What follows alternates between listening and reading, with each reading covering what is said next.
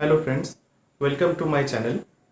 এই চ্যানেলে আমি তোমাদের মেকানিক্যালের সম্বন্ধে বিভিন্ন সাবজেক্টিভ এবং অবজেক্টিভের ওপর বিভিন্ন জিনিস নিয়ে ডিসকাশন করব, যেগুলো তোমাদের সেমিস্টার পরীক্ষা, ইয়ারলি এক্সাম অথবা তোমাদের কম্পিটিটিভ এক্সামে প্রচুর কার্যকরী হবে।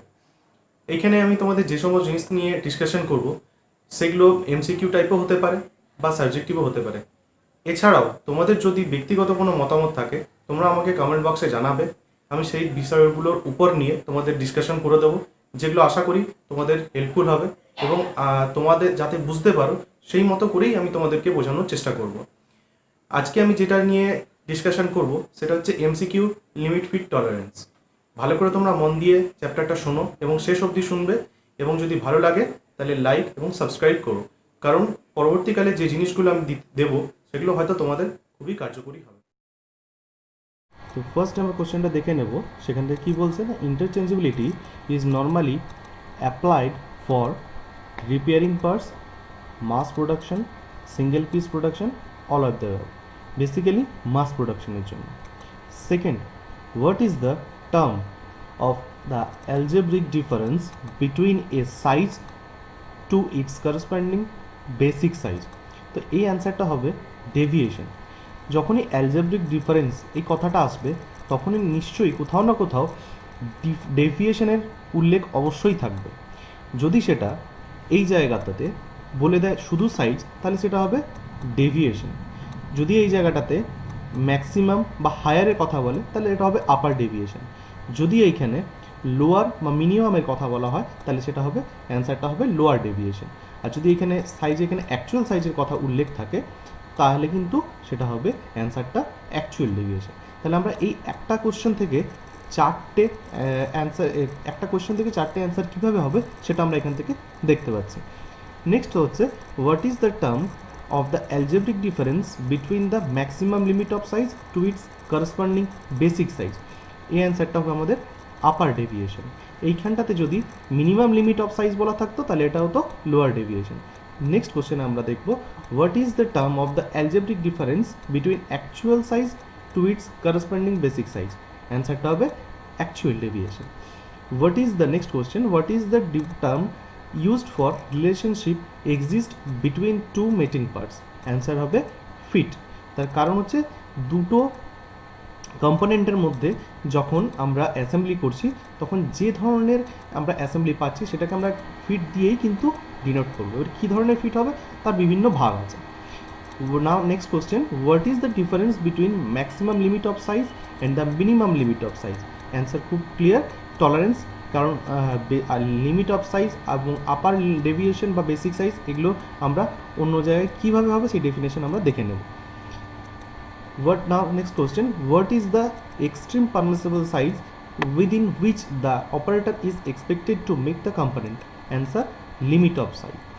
Next, what is the size of the component by actual measurement after its manufacture? যেহেতু অ্যাকচুয়াল মেজারমেন্ট বলেছে ম্যানুফ্যাকচারের পর, তো ওটা অবভিয়াসলি অ্যাকচুয়াল সাইজ হবে। Next question, what is the smaller of the two limit of size? দুটোর মধ্যে সব থেকে ছোটো যেটা সেটা কী হবে? Minimum limit of size. আর যেটা বিগার হতো বা বড় হতো তাহলে এটা ম্যাক্সিমাম লিমিটস অফ সাইজ হতো। Next, if the dimension of a component is finished within the limit of the size then it will be acceptable size. যদি আমি ঠিকঠাক লিমিটার সাইজের মধ্যে করতে পারি তাহলে সেটা অবশ্যই করতে হবে বা করা যাবে, সেজন্য এটা অ্যাকসেপ্টেবল সাইজ।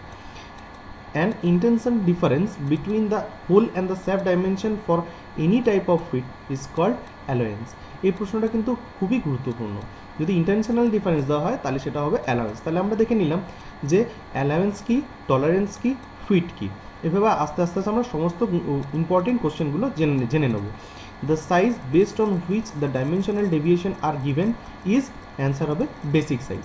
কারণ minimum size, acceptable size, rejected size আমরা দেখে নিয়েছি কী কী বলছে বা কোনটা হচ্ছে, এখানে অ্যান্সার হবে basic size.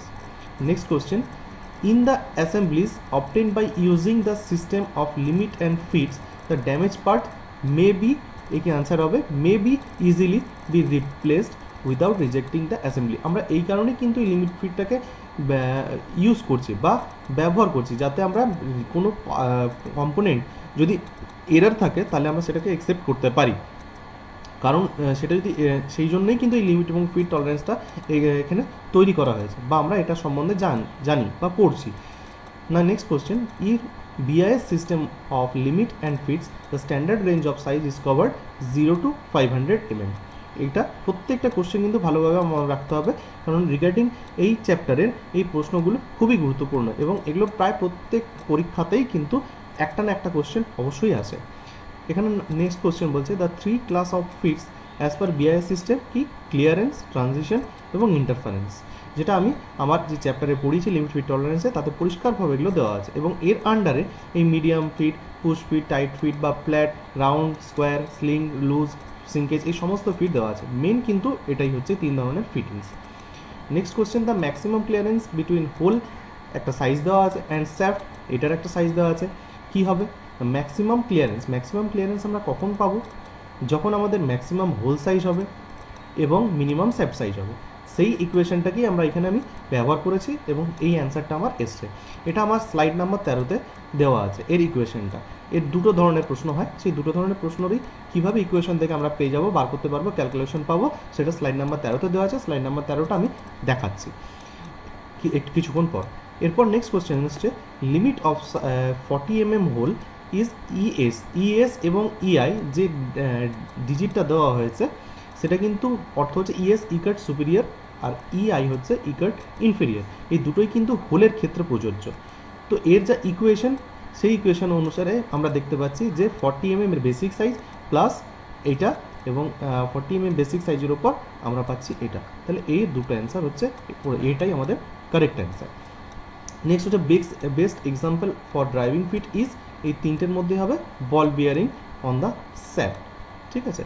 R best example of for sinkage fit যদি বলে তাহলে হবে cart rim on the wooden rim, ঠিক আছে। এই কোশ্চেনগুলোও কিন্তু খুবই গুরুত্বপূর্ণ।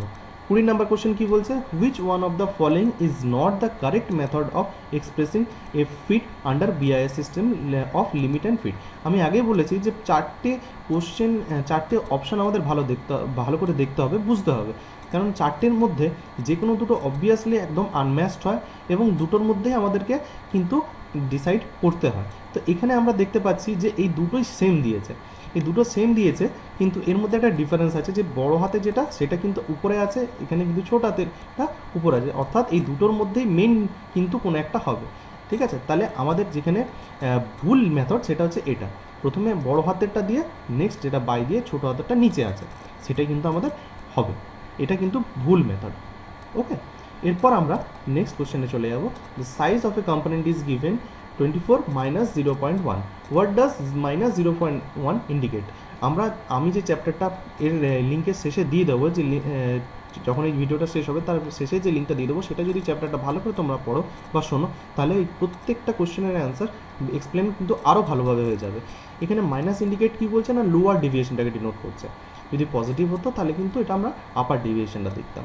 ওকে, তাহলে এটা লোয়ার ডেভিয়েশনকে ডিনোট করছে, ঠিক আছে। আচ্ছা, এরপর নেক্সট হচ্ছে যে in BIS system of limit and fits 25 hole deviation are specified by using, কী দিয়ে করা হয়, স্মল লেটার দিয়ে, ক্যাপিটাল লেটার, না small letter with tolerance, capital letter with tolerance.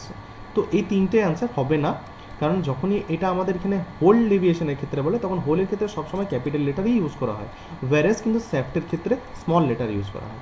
Which one of the following statement is correct. Next question, এটার উত্তর হবে কি না, অপশানগুলো আমরা দেখে নিই। Interchangeability of parts may be obtain by adopting the system of limit and fit, the BIS system of limit and fit does not give that desire fit. যদি এটা না হতো তাহলে আমরা BIS সিস্টেমটাকে তৈরিই করতাম না। Interference fit is always designed with a positive clearance, যেটা ভুল। ইন্টারফারেন্স ফিট সবসময় নেগেটিভ ক্লিয়ারেন্স হয়। ট্রানজিশন ফিট কখনো নেগেটিভও হতে পারে, পজিটিভও হতে পারে। তাহলে এই তিনটে অ্যান্সার হবে না, আমাদের প্রথমটাই অ্যান্সার। নেক্সট হচ্ছে এই যে ফিগারটা, সেটা থেকে আমরা কোন ফিটে বুঝতে পারছি এটা ক্লিয়ারেন্স ফিট, সিঙ্কেজ ফিট না ইন্টারফারেন্স ফিট। তো এই ছবিটা পরিষ্কার দেখাচ্ছে যে এর মধ্যে যে ক্লিয়ারেন্সটা আছে এটা হচ্ছে হোলের ক্ষেত্রে, এটা হচ্ছে শ্যাফট। এখানে হোল এবং শ্যাফটের মধ্যে মাঝখানে একটা ডিফারেন্স আছে, অর্থাৎ এখানে একটা আমাদের ক্লিয়ারেন্স প্রোভাইড করা আছে, তাই এটা ক্লিয়ারেন্স ফিট।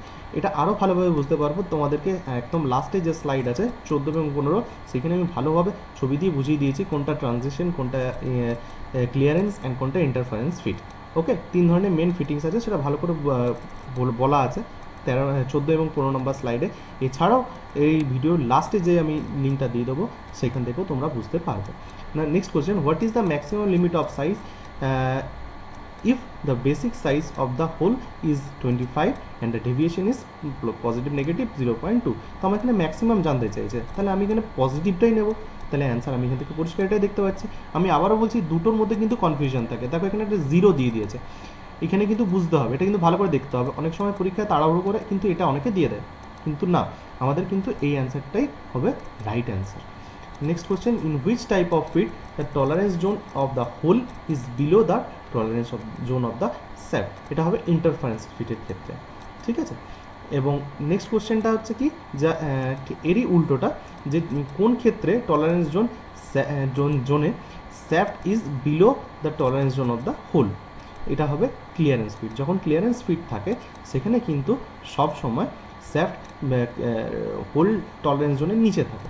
আবার যদি আমরা এখানে দেখি, এই কোশ্চেনটা দেখি যে কোন ক্ষেত্রে ইন্টারফারেন্স ফিটে কিন্তু আমরা সবসময় হোলকে টলারেন্স জোনের স্যাফট জোনের নিচে পাই, ঠিক আছে। এরপর নেক্সট কোশ্চেন আমরা দেখব, what is the number of fundamental deviation in the BIS system, কী হবে না অ্যান্সার কারেক্ট হবে 25, ঠিক আছে। Next question, how many fundamental tolerance grade are available, 18টা। A hole whose lower deviation is 0 is called basic hole. Which one of the following letter indicate basic hole? না বড় হাতের H, এইটা দিয়ে denote করা হয়। Mass produced component should be interchangeable. One of the following is the most important factor required to achieve interchangeability in mass production. এই চারটের মধ্যে এই চারটে কিন্তু খুব ক্লোজ, এই চারটেরই কিন্তু প্রয়োজন আছে, বাট মোস্ট কোনটা সবথেকে বেশি গুরুত্বপূর্ণ বলতো না, স্ট্যান্ডার্ডাইজেশন হলেই কিন্তু এই তিনটে বাকি স্যাটিসফাইড হবে। এরপর আমি দেখব 13, 14 এবং 15 নম্বর স্লাইড, যেখানে আমি এইখানে এই ইকুয়েশনগুলো বিভিন্ন কোশ্চেনে তোমাদের কাজে লাগবে। এই ইকুয়েশনগুলোকে কিন্তু ভালো করে লিখে নাও অথবা মনে করে নাও। নেক্সট হচ্ছে এটা দেখছি, এইখান থেকে আমরা দেখতে পাচ্ছি 3 ধরনের ফিটিংস, এখানে clearance fit, transition fit, interference fit. এখানে দেখো পরিষ্কার বলেছে এটা কী ধরনের না, এটা স্যাফট বেসিস সিস্টেম, যেখানে কিন্তু স্যাফট কনস্ট্যান্ট আর হোল কিন্তু চেঞ্জ হচ্ছে, স্যাফট কিন্তু কনস্ট্যান্ট। এখানে দেখো স্যাফটে এই যে এটা হচ্ছে স্যাফটের সাইজ, আর এইখান থেকে এটা হচ্ছে কিন্তু হোলের সাইজ আস্তে আস্তে আস্তে আস্তে আস্তে কমছে, ঠিক আছে। এই অবধি কিন্তু হচ্ছে ক্লিয়ারেন্স ফিট, আবার এইখান থেকে কিন্তু এই জায়গাটা হচ্ছে ট্রানজিশন ফিট, এর মাঝখানটাতে, ঠিক আছে। আবার এইখান থেকে এই যে পোর্শনটা সেটা হচ্ছে interference fit, P to ZC, অর্থাৎ P থেকে জেড অবধি যাবে, তারপরে ZA, ZB, ZC, ঠিক আছে। এটা হচ্ছে স্যাফট বেসিস সিস্টেমের ক্ষেত্রে। আরেকটা নেক্সট হচ্ছে আমরা দেখবো এটা হোল বেসিস সিস্টেমের ক্ষেত্রে, যেখানে হোল কিন্তু ফিক্স থাকবে আর স্যাফট চেঞ্জ হবে, ঠিক আছে। তাহলে হোল বেসিস ক্ষেত্রে আমরা দেখতে পাচ্ছি স্যাফট এখানে চেঞ্জ হচ্ছে, কি হচ্ছে না হোলের যা সাইজ আছে সেখানে এইখান থেকে এখানে অবধি ক্লিয়ারেন্স, এখানে কিন্তু স্যাফটের সাইজ ছোট, এখানে এখন এই পর্যন্ত হচ্ছে ছোট, এরপর থেকে এই জায়গাটা হচ্ছে ট্রানজিশন পিরিয়ড, এখানে কিন্তু আস্তে আস্তে বড় হচ্ছে, তারপরে এই জায়গাটা থেকে পি থেকে ZC পর্যন্ত কিন্তু এটা কিন্তু ইন্টারফারেন্স ফিটে চলে গেছে, অর্থাৎ এই জায়গা থেকে কিন্তু আমাদের যে ফিটিংসটা পাবো সেটা কিন্তু ইন্টারফারেন্স ফিট।